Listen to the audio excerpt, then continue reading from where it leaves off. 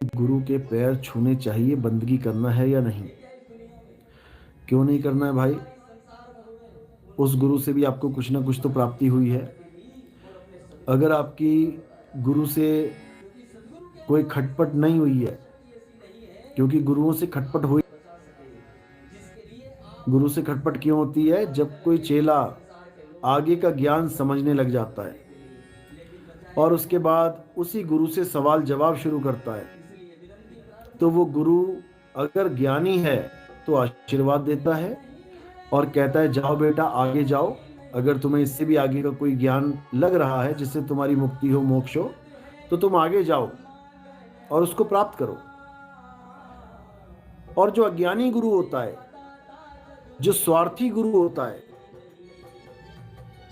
वो आपको रोकने की कोशिश करता है कि कहीं मत जाना, बिना मुझसे पूछे कैसे चले गए, किसी और का सत्संग कैसे सुन लिया, नाम खंड हो गया, ऐसा हो गया, वैसा हो गया। ऐसे भरमाते हैं ये लोग। और वो गुरु तुम्हें श्राप भी दे डालेगा, कहो कि तू तो नरकों में जाएगा, तूने मुझे छोड़ दिया, नरकों में जाएगा। अच्छा, किसी और का गुरु छोड़ के तेरे पास आ जाए तो तुम तो एक बार भी ना सोचोगे? नाम दीक्षा देने से फट से नाम दीक्षा दे देंगे, फट से। पूछेंगे तक नहीं कि तू अपने जिस गुरु को छोड़ के आया है, तू उसे छोड़ के आया है, वो श्राप दे देगा, तू नरकों में चला जाएगा, तेरी दुर्गति हो जाएगी, एक बार भी नहीं बोलेंगे। और इनको छोड़ के चला जाए कोई, फिर देखो कैसे मिर्ची लगती है। तो ये गुरु गुरु नहीं होते भाई। गुरु वो होता है जो तुम्हें आगे जाने पर खुशी मनाए। तुम आगे जा रहे हो तो खुश हो, लेकिन अगर तुम गलती से पीछे को आगे समझ बैठे हो, तुम गलती से अज्ञान को ज्ञान समझ बैठे हो, तो वो गुरु क्लास भी लगाता है, फिर वो चमड़ी भी उधेड़ देगा मार मार के। याद रखना इस बात को। फिर वो पूरा फर्ज निभाएगा गुरु होने का। गुरु केवल ज्ञान ही नहीं देता है, गुरु डंडे भी मारता है, इतना समझ लो। और नितिन दास को ज्यादा ही जोर से मारता है, ये भी समझ लो। यहां लोलो पोपो वाले गुरु नहीं है कि मीठी मीठी बातें सुना के चाहे तुम गड्ढे में गिर रहे हो गिरने दें, कान से पकड़ के गड्ढे से खींच के बाहर कर देंगे। बस इतना समझ लेना। भागीरथ साहिब जी, रामपाल जी वाले अभी आपका वीडियो सुन रहा हूं तो उसका अभी पंथ ही खंड हो जाएगा, मेरे को तो ऐसा लग रहा है। सही बात है। हमारा सत्संग सुनने के बाद लोगों के नाम नहीं, पंथी खंड हो जाते हैं, क्योंकि सारे रास्ते गलत हैं। जो भी गलत रास्ता होगा वो खंड हो जाएगा, और जो असली रास्ता है, जिसको कबीर पंथ कहते हैं, वो मिल जाएगा। फिर उसके बाद देखो मंजिल मिलती है कि नहीं मिलती। तो ऐसे ही मालिक की कृपा होती रहेगी। और अब तो हमारी नकल मारने वाले इतने आ गए हैं, इतने आ गए हैं कि क्या बताया जाए। तुम लिखो तो सही सार शब्द YouTube चैनल पे, उसके बाद झड़ी लग जाएगी। अब इन लोगों के जितनों के चैनल बने हैं देख लेना, 2018 के बाद ही बने हैं। जो भी सार शब्द चिल्ला रहा है, ये सब 2018 के बाद हमारे सत्संग जब से शुरू हो गए, लोगों ने देखा कि हाँ ऐसी जागृति कर दी है इसने, फिर सारे गुरुआ बन बैठे, सारे गुरुआ बन बैठे। मार्केट लग गई, सार शब्द ले लो, हमसे ले लो, 2 रुपए किलो ले लो, 3 रुपए किलो ले लो। बताओ, अरे 2 सेकंड में ले लो, 3 सेकंड में ले लो। शर्म करो, शर्म करो। तुमने खिलौना बना दिया सार शब्द को। ऐसी दुर्गति होगी, ऐसी दुर्गति होगी, पानी नहीं मांग पाओगे। जीवों के साथ खिलवाड़ करोगे तो।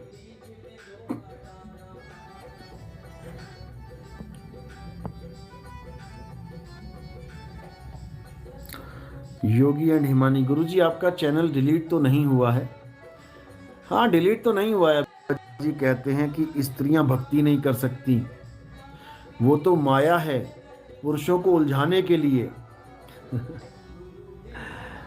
भाई अब मैं क्या बोलूं, शायद इन्होंने मीराबाई का नाम ना सुना हो, शायद इन्होंने अपने जीवन का नाम ना सुना हो, शायद इन्होंने कभी रजिया का नाम ना सुना हो सकता है।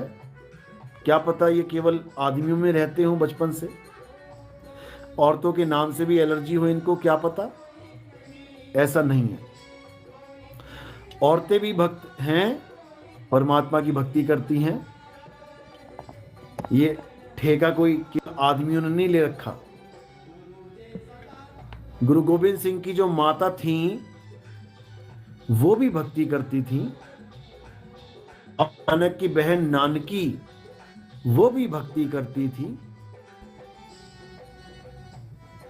लेकिन लोगों को नहीं समझ में आ रहा तो ना समझे, क्या फर्क पड़ता है।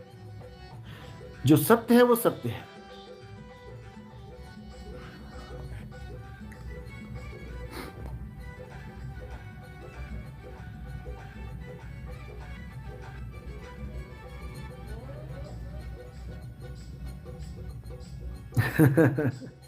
भारती, गुरुदेव जी के चरणों में कोटि कोटि नमन। उन्होंने जो वीडियो बनाई है उसकी से नर होत है ध्रुव प्रहलाद समान। बिल्कुल सही बात है, नारी निंदा का विषय नहीं है भाई। पहली बात तो कोई नर और नारी है ही नहीं, सब मालिक के जीव हैं। नर नारी तो देह है, किसी को कैसे कपड़े पहना दिए, किसी को कैसे। अब तुम कपड़ों के आधार पे भक्ति करोगे कि तूने आदमी वाले कपड़े पहने हैं तू भक्ति कर सकता है, अरे तूने तो औरत वाले कपड़े पहन लिए तू नहीं कर सकती। ऐसा नहीं है भाई। ये नर और नारी का शरीर यहीं रह जाएगा मिट्टी में, आदमी भी मिट्टी में मिल जाएगा, औरत भी मिट्टी में मिल जाएगी, और ये जीव जो अमर है ये भक्ति करके मुक्ति को प्राप्त करेगा। ये बात इन लोगों के समझ में नहीं आने वाली, कोई बात नहीं।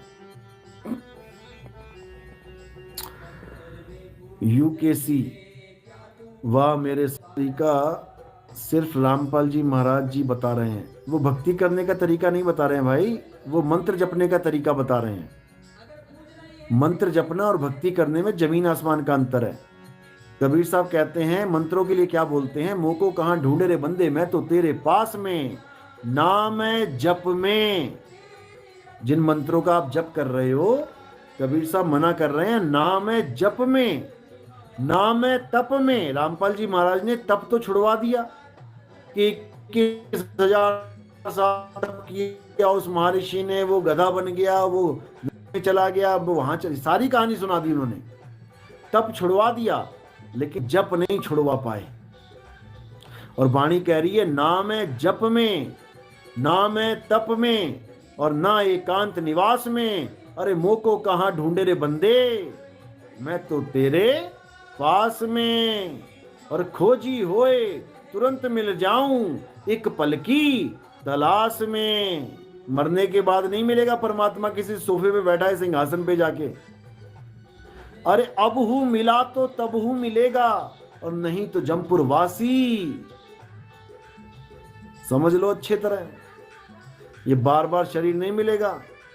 काल भगवान का खाजा है, ये खा जाएगा वो आके।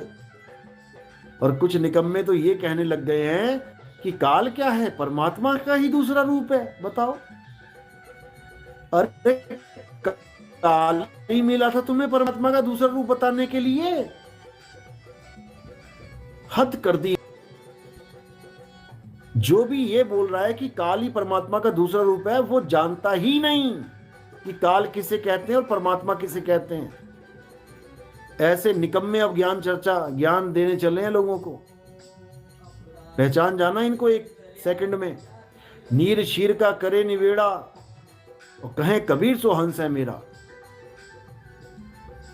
जो पानी को दूध समझ के पीने लग जाए वो नहीं है मेरा हंस। वो है जो पानी को छोड़ के दूध को ग्रहण करे, असत्य को त्याग के सत्य को ग्रहण करे। ये ना सोचे कि सत्य और असत्य एक ही हैं। काल और परमात्मा एक ही है। मूर्ख हो तो मूर्ख।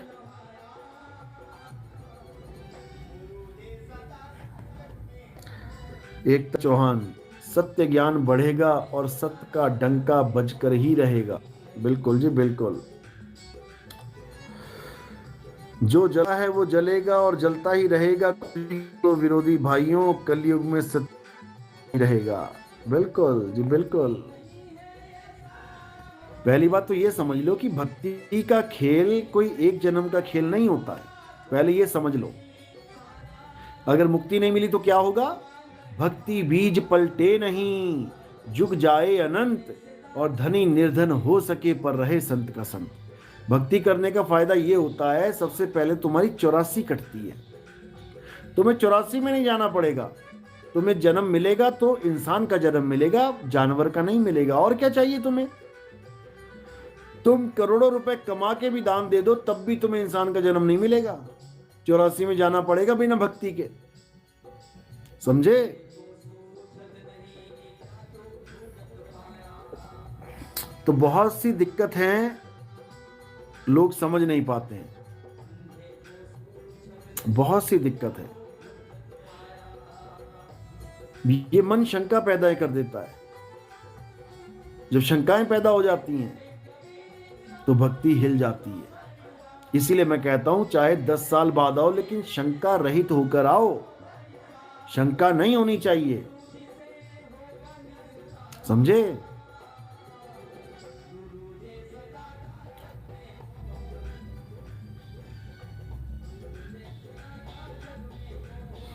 गुरुजी एक चैनल है जो आपसे मिलता जुलता ज्ञान बताता है, लेकिन 1 साल से बंद है। हाँ, खत्म हो गया होगा उसका ज्ञान।